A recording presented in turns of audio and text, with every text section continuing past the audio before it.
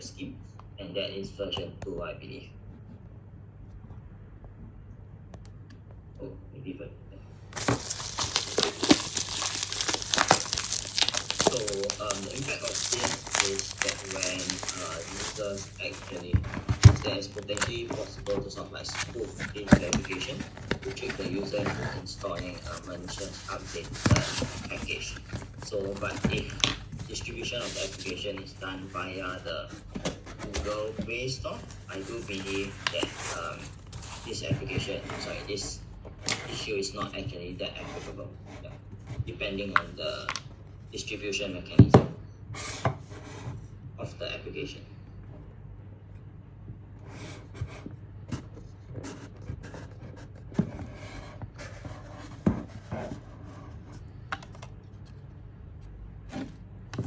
Any questions? Thank you. I think that's valid. Georgie, do you have anything to comment? Kelly, Jack?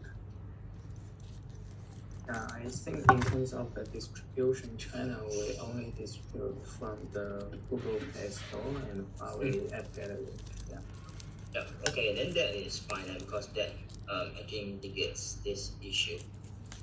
Yeah, and we retire the APK